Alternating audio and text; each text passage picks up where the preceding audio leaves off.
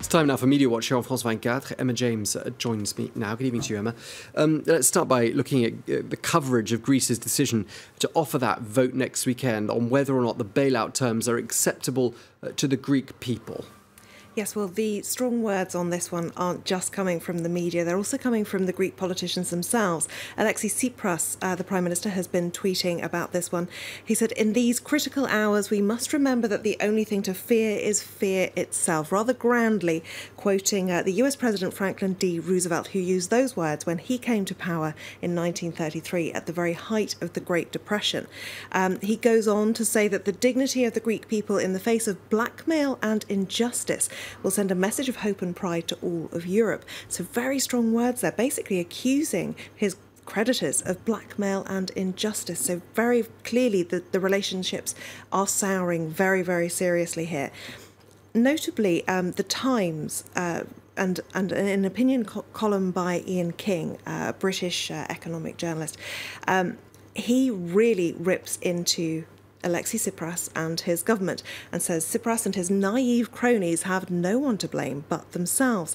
He goes on to list the ways in which they are failing in their duties. He refers to Yanis Varoufakis as the narcissistic finance minister, who apparently told the Eurozone other finance ministers that they had a remit to do as they wanted or as the people of Greece wanted because they were democratically elected, to which, of course, Wolfgang Schäuble points out, everyone here is democratically elected, you're not special.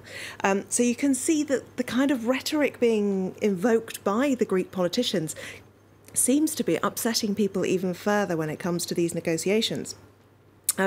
Ian King goes on to say that it doesn't take Pythagoras to calculate that Syriza, the party of Alexis Tsipras, has achieved the square root of nothing in its negotiations with its creditors. If the Greek people agree with Tsipras that this bailout deal is a bad one and they vote no in Sunday's referendum, what King says is that a Grexit begins to look absolutely inevitable.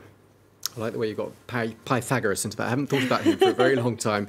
Let's go from Pythagoras, though, to Yanis Varoufakis, the Greek finance minister. You mentioned him just there, because not that long ago, people were touting him as being the king of cool when it comes to finance ministers. And it doesn't look like that's still the case, does it?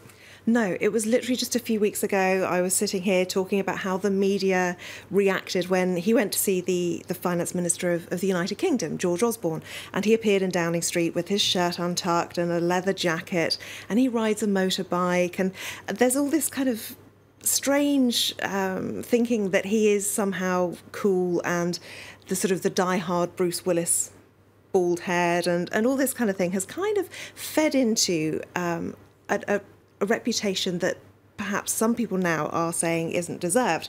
And some are pointing out that if you look at his own Twitter profile, even that, if you're being uncharitable, you'd say it's not swagger, it's arrogance. He says he's an economics professor quietly writing obscure academic texts for years until thrust onto the public scene by Europe's inane handling of an inevitable crisis.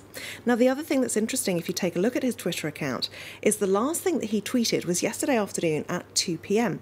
Capital controls within a monetary union are a contradiction in terms the Greek government opposes the very concept. Less than 12 hours later, that's exactly what Greece has, and he's said nothing on Twitter since. So it's an interesting one, that one. We don't know whether he's made a U-turn, whether he was forced to change his opinion on that, or we simply don't know what happened and what brought about that change. But it does seem an interesting one, and you start to question whether he has quite the power that he would want to be wielding within the Greek government. Now, one of the most clear and the least doom-mongering article on what's happening in Greece comes from the New York Times, and they say the next few days have the potential to transform Greece and Europe. And I think that many people share their view on this one.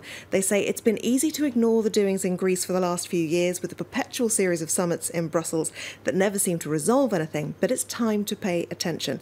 These next few days are basically going to potentially reshape Europe, and no one yet knows quite how that's going to pan out. One man who does have a plan is Dominique Strauss Kahn. He tweeted on Saturday a very lengthy, it's a blog, I suppose, a strange slideshow, entitled on learning from one's mistakes. Now, it is incomprehensible to anyone who hasn't studied economics in great detail, but probably the best synopsis of the main point is here in The Guardian. And they say that Dominique Strauss-Kahn has published a mea culpa about the mistakes that the International Monetary Fund made when they started out with the Greek crisis.